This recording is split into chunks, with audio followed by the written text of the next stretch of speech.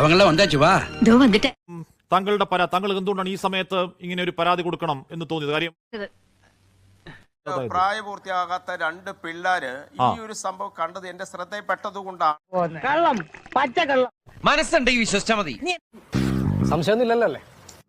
രാജ്യത്തിന് നിയമവ്യവസ്ഥയ്ക്ക് ആധാരമായി പുറത്തിറക്കിയ സിനിമകളാണ്.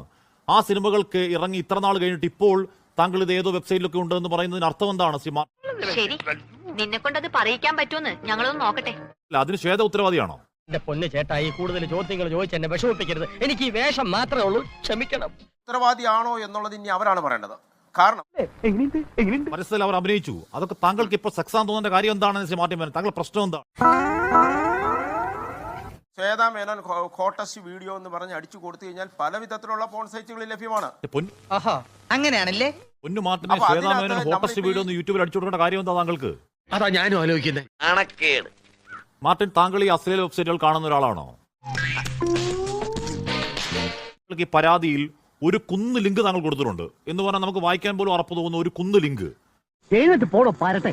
താങ്കൾക്ക് എങ്ങനെയാണ് രാജ്യത്ത് ബാൻഡായ ഈ പറയുന്ന അശ്ലീൽ ലിങ്കുകൾ കയറി ഇതൊക്കെ കാണാൻ പറ്റുന്നത് എങ്ങനെയാണ് താങ്കൾക്ക് മാത്രം? മാർട്ടിൻ, തെറ്റ് ചെയ്യാത്തവരായി ആരുമില്ല ഗോപു എന്നാണല്ലോ. താങ്കൾ പോയി ഹോട്ടസ്റ്റ് വീഡിയോ നോക്കി ഈ പ്രായത്തിൽ പോയി സെർച്ച് ചെയ്യല്ലേ? അതൊക്കെ ഞാൻ പോട്ടെ, അതൊക്കെ ഇപ്പൊ പിള്ളേർ സെർച്ച് ചെയ്യാത്ത സെർച്ചാ.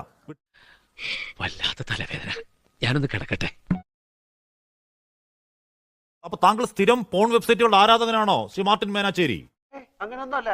അങ്ങനെ പോയാലോ?